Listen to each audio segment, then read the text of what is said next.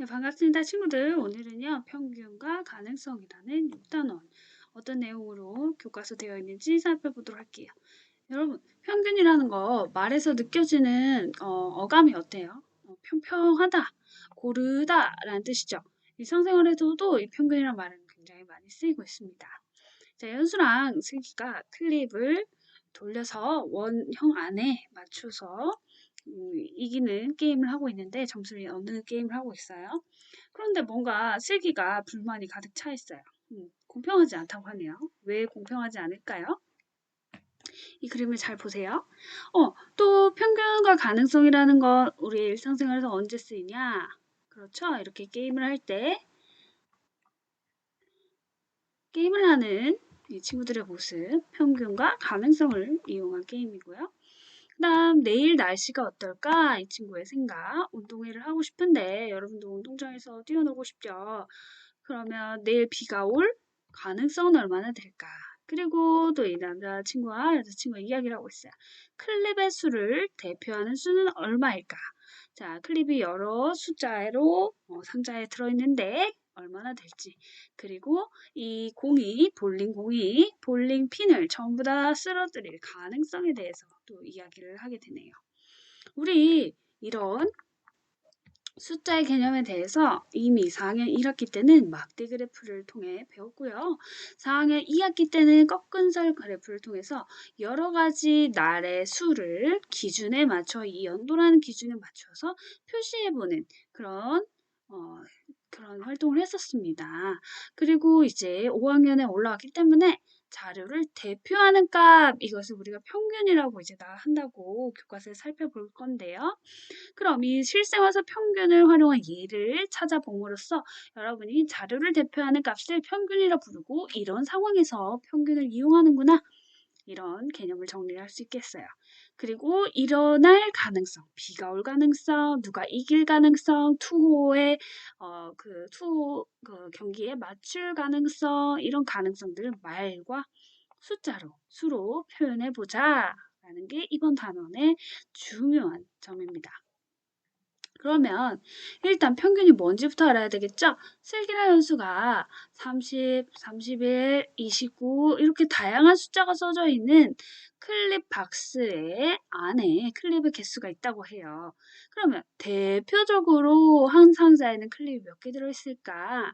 우리는 다 세어보기 전에 알 수가 없지만 그리고 연순의 모듬, 슬기대 모듬, 넣은 화살의 개수를 전부 다 세었어요.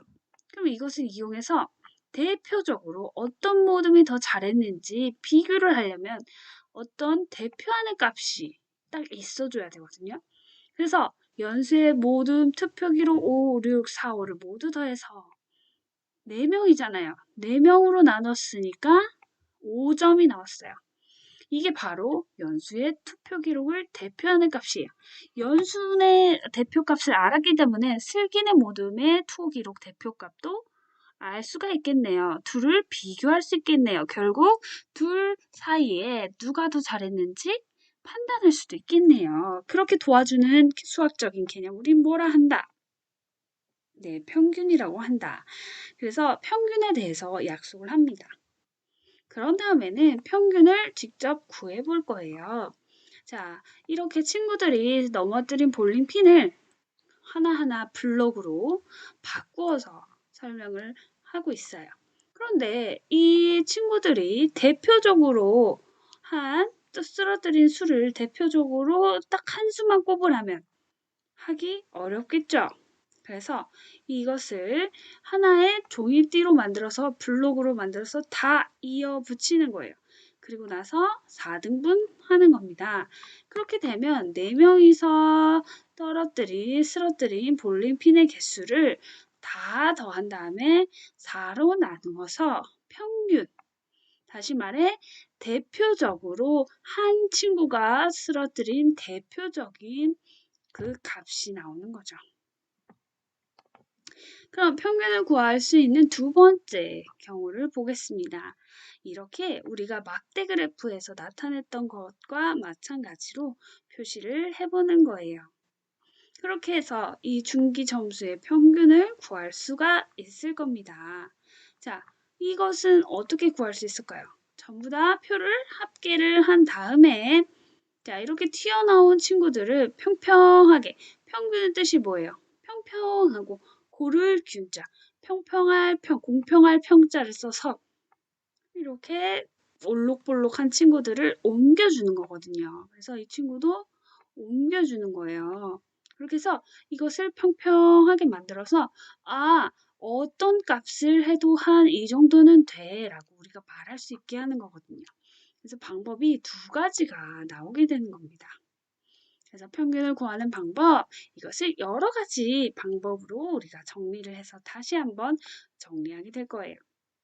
그럼 이 평균 구할 줄도 알고 어떤 개념인지도 알고 있어요, 여러분. 그럼 이거 우리 일상생활에서 어떻게 이용할까요? 바로 이 질문입니다.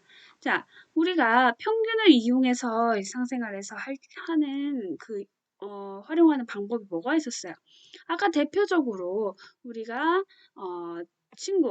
모둠끼리 비교를 할 때, 슬기네 모든, 연순의 모든, 어떤 모든 및 투어 점수가 더 잘 나왔는지 비교할 때 필요하다 그랬죠. 도서관에서도 대출한 도서수의 평균을 재서 다도광, 독서왕을 뽑을 때 사용할 수도 있겠네요. 자, 또 어떤 경우에 사용할 수 있을까요? 그렇죠. 이렇게 먹은 내가 다이어트를 하고 있는데 열량이 도무지 감이 안 잡혀. 어느 날은 과식해가지고 치킨, 피자 엄청 먹었어요. 근데 어느 날은 이제 정신 차리고 샐러드만 먹어야겠어 하고 아무것도 안 먹었어요. 그래서 들쭉날쭉해요.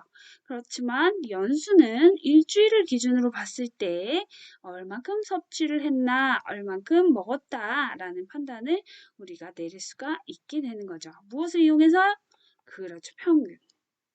그럼 이제 우리가 단원 이름이 뭐예요? 평균과 가능성이었잖아요. 그럼 두 번째, 가능성이라는 개념에 대해서 한번 말로 표현해 봅시다. 자, 날씨가 올 가능성. 여러분이 현장 체험 학습 너무 기다리고 있죠?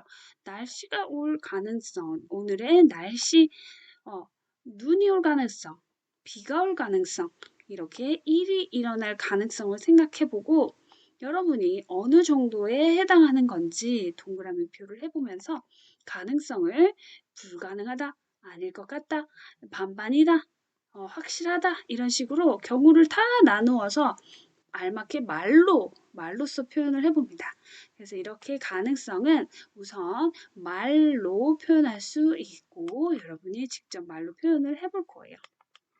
그 다음에는요, 내가 어떤 가능성을 말을 했어요. 그런데 이 가능성이 비교가 될 수 있으려면 이렇게 많은 다양한 가능성에 비교를 하려면 이렇게 수직선상에서 이 정도다 아니면 이렇게 확실한 정도다라고 얘기할 수 있을 정도로 구분이 되어야 하거든요.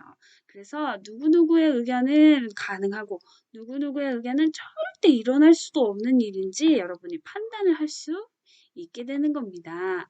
그리고 이제 수직선상에서 말고도요, 이런 원판을 이용해서 일어날 가능성 100%, 일어날 가능성 전혀 없다.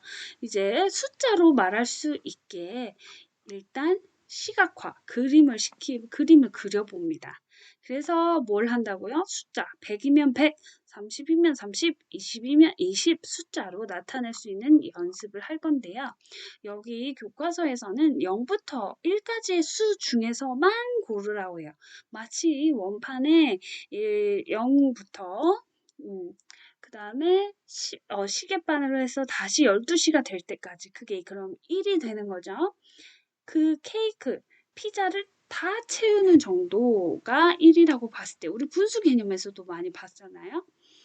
그렇게 1과 0 사이의 숫자를 이용해서 대개는 소수겠죠. 0과 1 사이의 숫자면 어떤 수로 표현할 수 있을지 한번 해보는 그런 과정을 거칩니다.